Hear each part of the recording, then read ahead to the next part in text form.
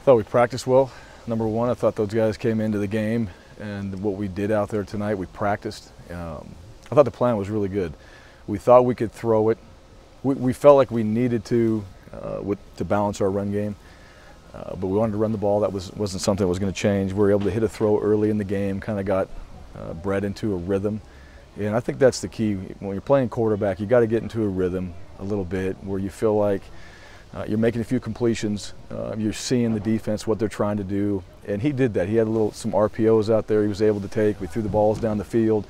Probably just better rhythm overall from the quarterback position. And they did a good job against the run game. We came out there and we finally got it going a little bit more, and we had some big plays. But early on it was going to be tough. We knew that they would come in there, and especially with their safety number 2 being in there, he's tough to run on. And so we were able to throw it a little bit, and I think that's what kind of balanced us out and helped us on offense. And we missed some too there. I think there were some opportunities that we left out there, but the thing about it is he was seeing them. He was able to come back, communicate it. We came back to him. We hit him a little bit later. But I also feel like the O-line was protecting fairly well. They had some pressures. We know that Utah State comes up with a lot of exotic blitzes, and that was a really difficult plan for us this week to try to protect the quarterback and put ourselves in a position where we didn't get blitzed and some of the things that happened to us a few years ago. So overall, I just thought that we had some easy completions. We threw the ball down the field. We hit some stuff in the run game, and it got them into a rhythm, and it showed up later. Yeah, those guys, it's the same. I mean, we said the same thing every week. Those guys, it's just part of what we're doing. And I know it's different, but those guys are operating. It's not so much about schematically what we're doing. It's about those two guys being able to operate and get in and out of the huddle, and one guy's in and the next guy's in. They're in together at times. It gives us variety, which we want. It gives us some creativity, which is what we want. And then both those guys executed. Montel had a great throw to Jake Rowe tonight. Brett had a few throws in there too where he threw the ball down the field and we connected. And it was a continuation of running it a little bit with Montel.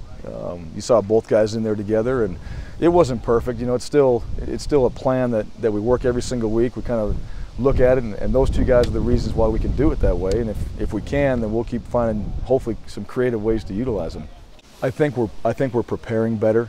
I really do. I thought our defense played well tonight. I think we held them under 100 yards rushing. Is that right? Yep. Yeah, that's hard to do. Utah State's really good. They got a quarterback that can run. They got a run game. That's the whole plan against these guys is hard. Coach Wells does a great job. I think our special teams is playing better. And then offense tonight showed up, and it was more balanced. So football-wise in the games, yes, we had one of our better games tonight, but I still think it goes back to how we prepare, the coaches putting a plan together. I think that word, just urgency, having that throughout the week, it shows up on Saturdays, and it did tonight. Besides that, being able to get guys like Octavius, CT, Sean involved tonight, how nice is that to see?